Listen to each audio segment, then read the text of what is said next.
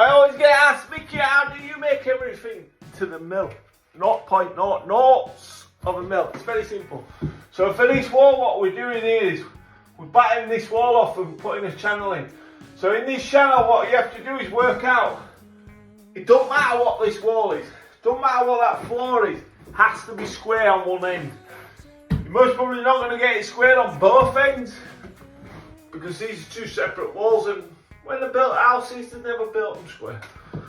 So you got to make good. But this wall, because we've dotted it, we can make it square. Simple thing. Just get your board, put it on the floor, put it against the wall, draw a line, follow that line from there to there.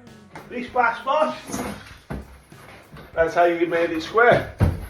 Then all we need to do is,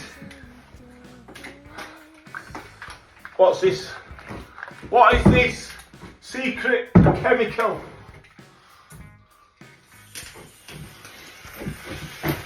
Cut some patterns. Start with your band because we're going to be going across. You've already drawn your line.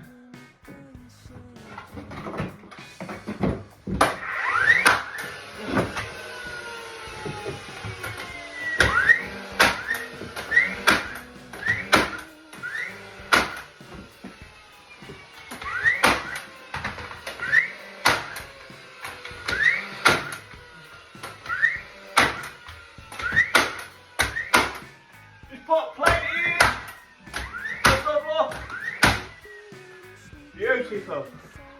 Do the same on the other side. Start making your frame. Easy as that, lad. I get a lot of people saying, why do I always wear my muff divers? The reason why I wear my muff divers, for people who don't know, for the last couple of years I've been fighting cancer.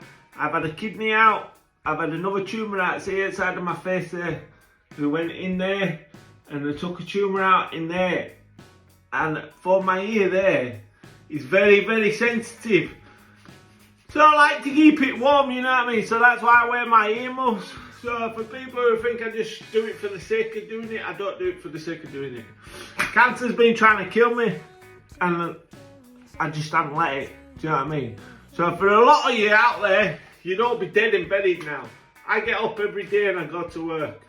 I go to work because you can't stop. Because if you stop, that's when it gets you.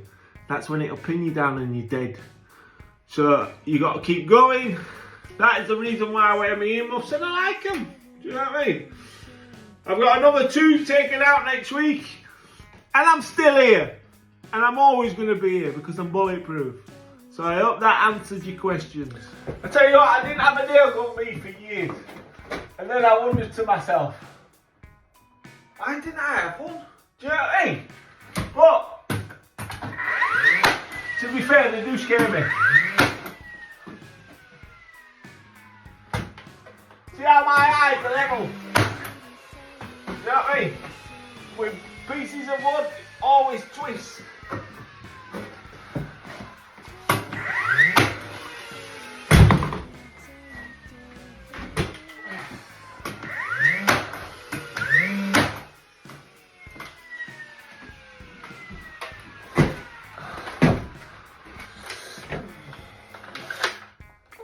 It's a good job I got a lot of nails in it.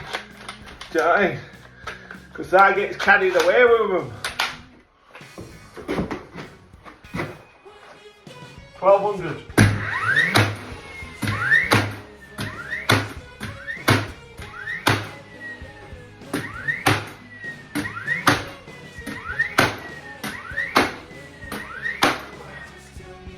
Beautiful. Now people who aren't using this stuff,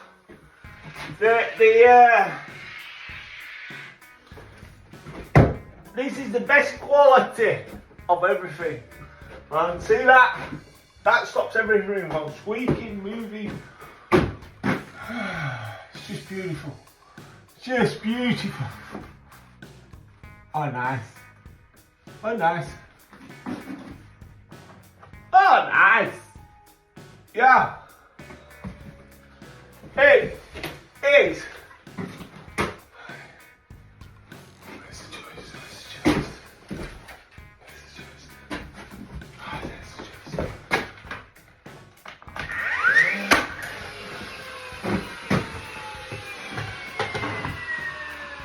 Nice.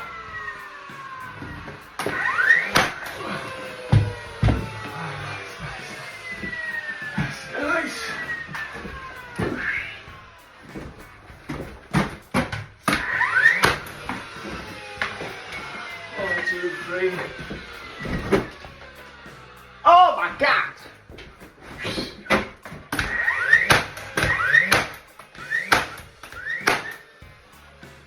Beautiful. And that will be bulletproof. See, in these properties, sometimes when you're doing fixes like this, what you got to do is, these spans are 600 wide. In fact, they're more than that in this. They're about 700 wide on this property. And to get a good fixing, you should always be sticking your wood. Stick it, nail it, screw it, do whatever you want. But it has to be solid, because if your timber starts moving, your wall starts moving, your water starts moving, and you have a leak. So always get yourself, even if you don't use the foam, get yourself some adhesive, run it along top. When that dries, that will never move off the ceiling. I mean, it'll never move because you put about 50 nails in it, but apart from that, you want to be nailing it, gluing it, not sniffing it. Bish bash bosh. Don't forget to like, share and follow. Right, so what we're doing here is, because there's loads of holes all over these floors, we don't want to be replacing all the floor. So what we're going to do is we're going to pinch this. We've got a one floorboard which is going to go on there. These are only 18mm floorboards, right? So you can get them from B&Q in a pack. But what you're better off doing is, over the years, the swelling and the wood, what we're going to do is we're going to cut it out, but find a joist. Wherever a joist is, you want to cut it on centre of a joist. Now don't go willy-nilly cutting it, because chances are, back of this used to be the airing cupboard, so chances are there's going to be some pipe work there, you know what I mean?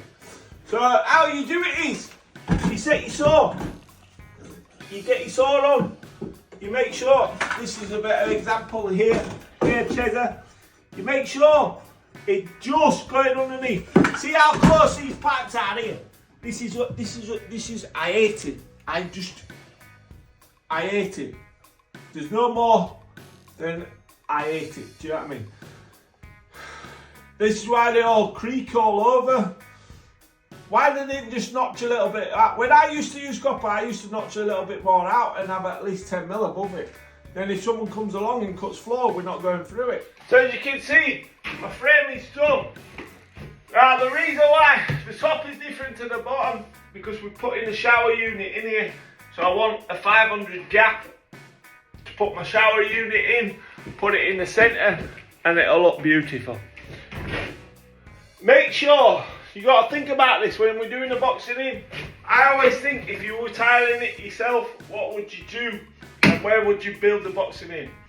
So I'm building the boxing in, so when we run round, there's tiles, there's lines are going to come along and it's going to go into the boxing in,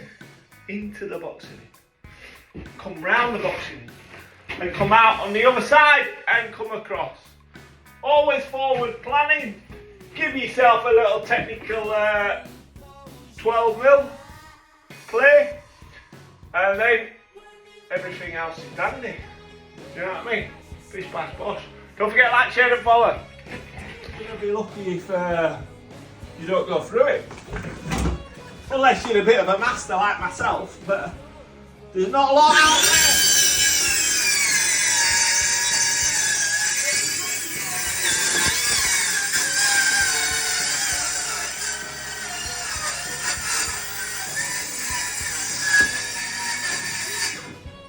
Don't want to take too much up, do we? Yeah man, that'll do, because it's both 600. So we'll take this section out, then we can replace all that. We can use these bits to replace all the other floor. This back boss, top tip, don't forget to like, share and follow. And then when you're taking floorboards up after you've cut them, it is very, very vital. Vital, yeah? What we need to do is get your chiseling on the end board, yeah? because what we don't want to do is snap the board, yeah? It's pointless just cutting them neatly if we're going to snap it, taking it up. So what you want to do is wiggle it. Wiggle it. Like that. Get it up. And then wiggle it. If you just got this in and just try to yank it like that, you'd end up snapping the board. You just got to wiggle it. And they'll come off like that. Spin it straight over.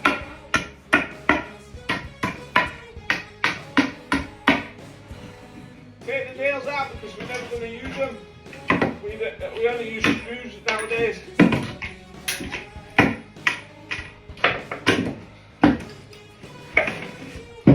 And then you can stand your board up or lie it down or whatever you want. Do the exact same on the other one. And then you're going to have a beautiful floor to be able to use and put back down. Bish bash bosh, don't forget to like, share and follow. So for my nail gun, this is a very, very good nail gun. But the DeWalt nails which come, these are very, very expensive. See this metal wire? Soon as you go to move your gun in any direction where you're tweaking it slightly, these nails get jammed. They're absolutely crap. What you're better off doing is, my mate uses the paper nails, and when he was with us, I took a load of them and I was testing them out, you know what I mean, before I bought them. Never ever jammed, ever, not once. These, they jammed so many times. As soon as it hits so hard, you can see there where I try to go in on an angle, jammed. You can see there, try to go in on an angle on harder wood, jammed. Absolutely a bag of spanners. They're not cheap either. They're about, I think they were about 70 quid these. So I went for the best, but these aren't the best. So forget about these and buy the rest. Do you know what I mean? Bish bash wash. Don't forget to like, share. Right, so I've just been up to Seacroft Travis Perkins and I've just got myself some proper nails. Don't worry ladies, we're not that way inclined, you know what I mean? We're that way. And I tell you one thing, you don't need any lube with these ones. They are beautiful, slide straight in. So these, DeWalt ones, these, Pablo's, yeah? Pablo's, bit floppy but good, no lube. These, DeWalt, too stiff, do you know what I mean? Rigid, jams in the gun, can't snap off, look. Jams in the gun, no good. Watch this. Pablo's, oh, did you hear that ladies? Yeah. Now these are the ones what you want, do you know what I mean? Buy them, Seacroft Travis Perkins. Best about, that's best Travis about as well. Bish bash bosh. Thank you very much for joining MJC Kitchens and Bathrooms. Don't forget to like, share and follow. Right, so my framework's here built for this boxing in. Just need to cut that end off, that end off. So when we tile, we're going to tile in, round. Going to put the shower here so you can turn it on before you walk in. That's done. This framework's done. That's an inset for the unit. The unit actually slides into the wall so it's flat with the wall. Bottom brackets for the unit which hangs. That niche is for the other side in the bathroom above the bath. Then the bath tap will go in the centre of that, which will need some boxing in. But first what we need to do is we need a plan for the waste. So the waste for this sink here, what you got to think is, a lot of people are running it out at the bottom there. Right, you don't want it at the bottom there. Why don't you want it at the bottom there? Everybody think. Takes a couple of seconds to think. When we put the toilet waste out here, toilet waste is 7.5 inches from bottom of the floor. So if you run it out there, it's going to be below the pipe. We want it above the pipe to tee into the pipe because we're putting new waste pipe in here, new stack. So we're going to put it higher. We're going to put it maybe 12 inch front floor, and that will in turn go to the top of the stack, and we'll come out short bit of pipe, bump straight into the top of the stack. And that way, The waste pipe will come in the wall, go up, bish bash bosh, job done. And it'll be like a job in town. The bath is a freestanding bath, so that's going to be underneath. It's going to be a bit more trickier. And then this shower waste is going to run down there. And then we're going to cross over there. Can you see them joists cross over? Cross over, so we only have to drill one joist. And that is going to be done as well. Bish bash bosh. Don't forget to like, share and follow.